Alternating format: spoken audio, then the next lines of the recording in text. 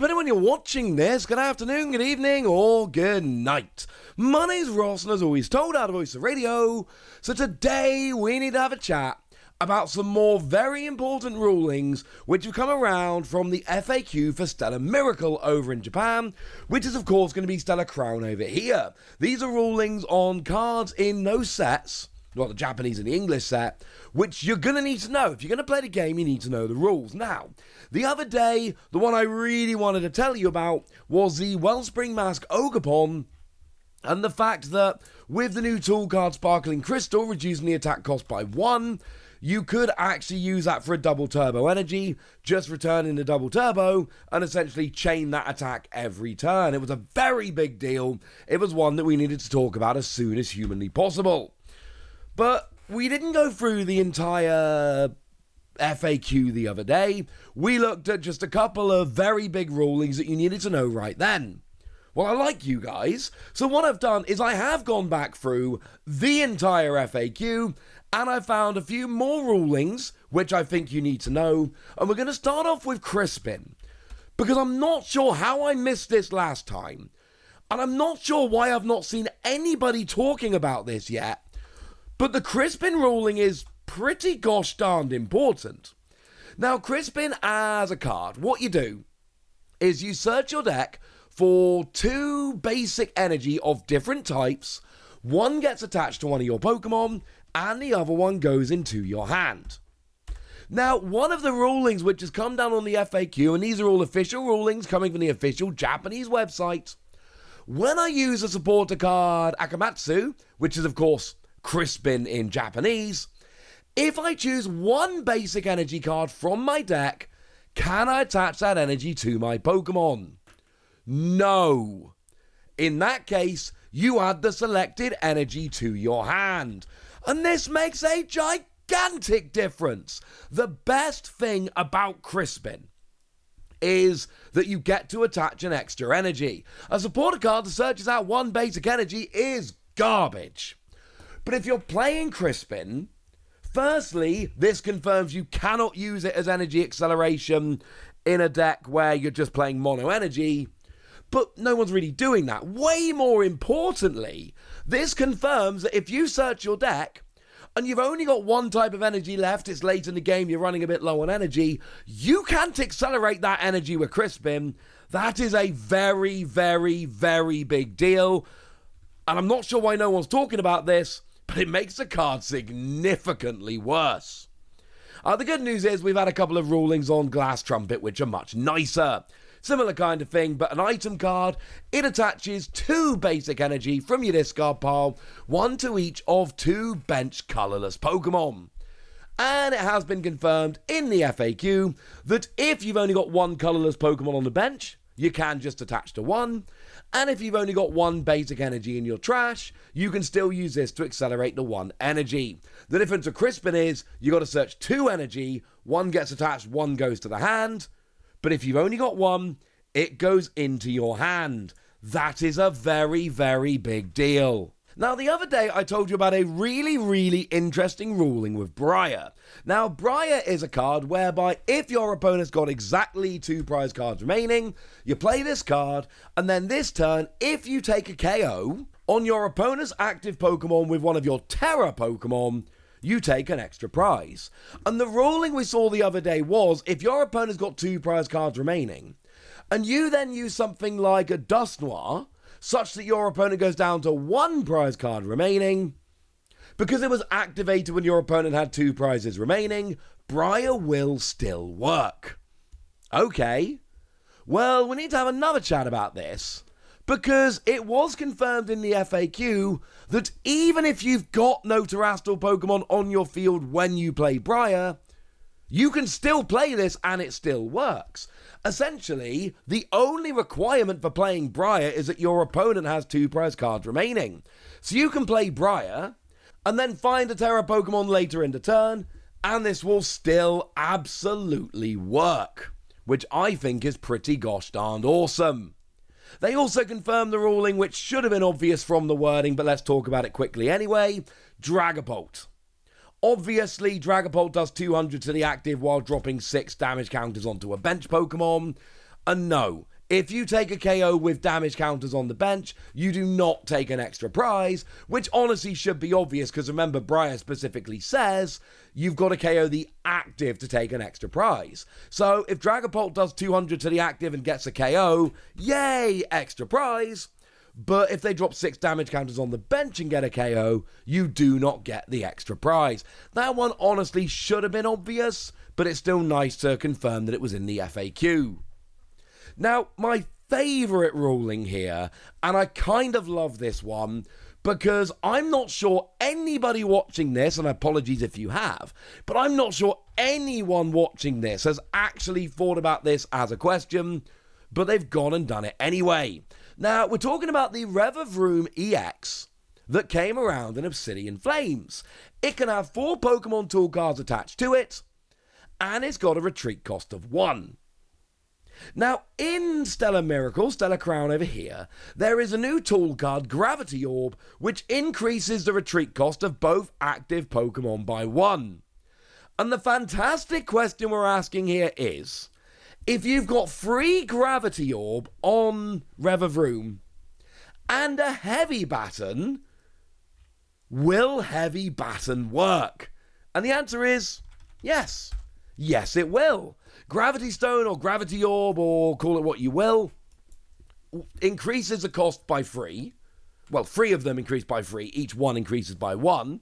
So that then puts your Revavroom up to a retreat cost of 4. And then Heavy Baton activates when it's attached to a Pokemon with a retreat cost of 4 that gets KO'd.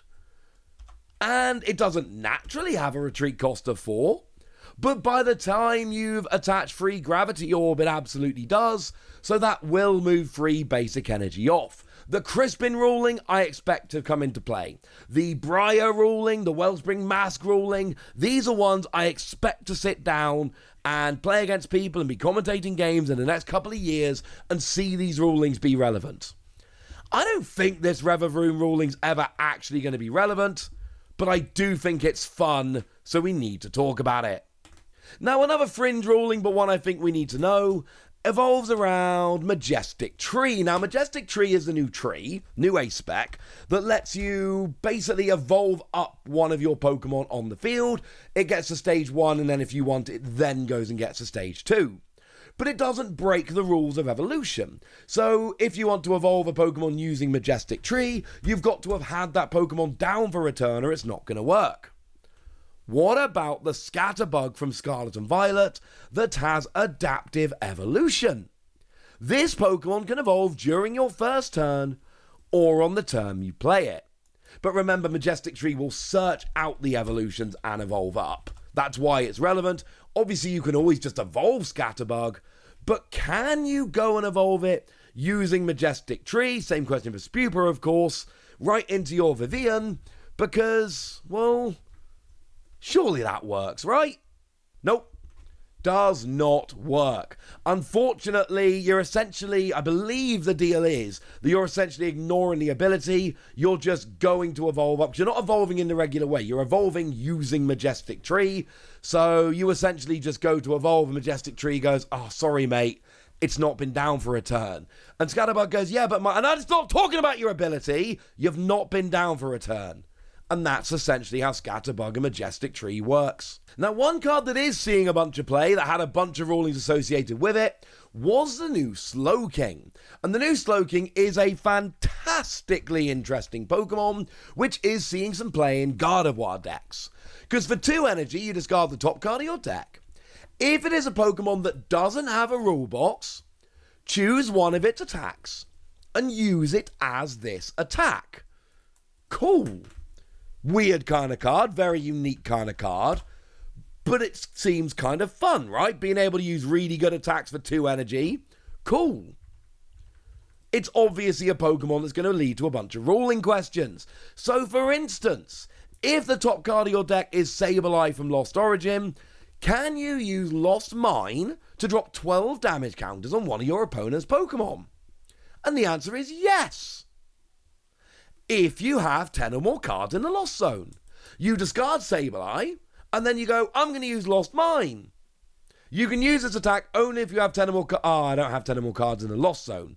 And I'm just going to go out on a limb here and suggest that if you're playing Gardevoir, you probably don't have 10 or more cards in the Lost Zone.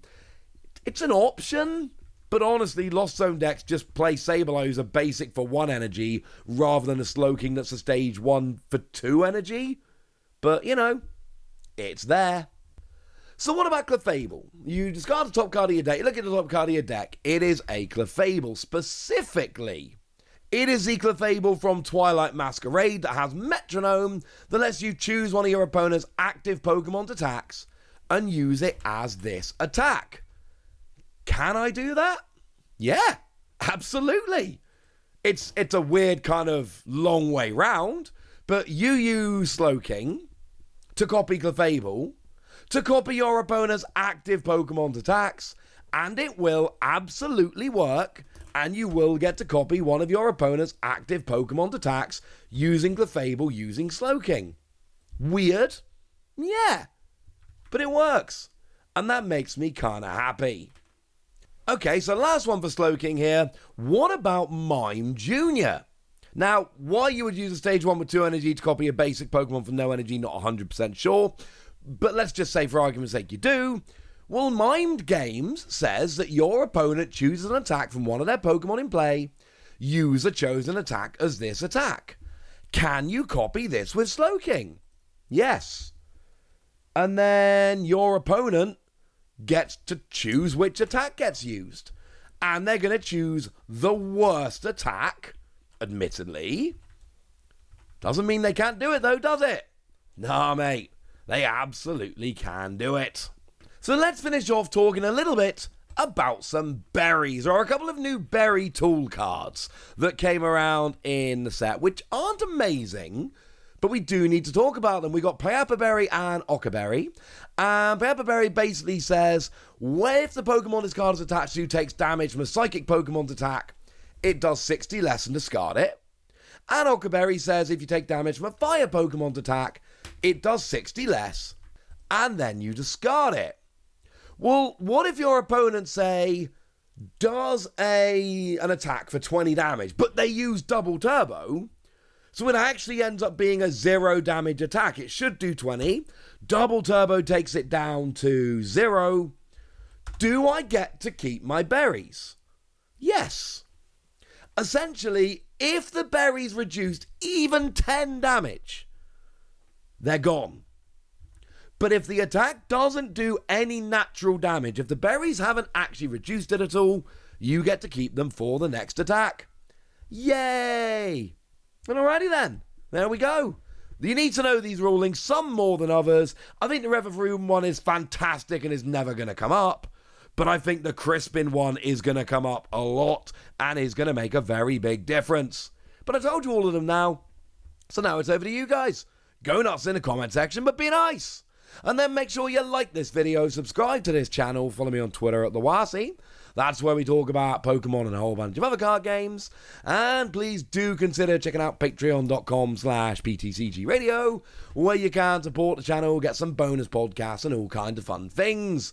And get shoutouts on the channel like the lovely Smash Cafe, who have been supporters for a while now and are seemingly very lovely people. So shout out to them for the support and the loveliness. But by far the most important thing as always, look after yourselves till next time, would ya?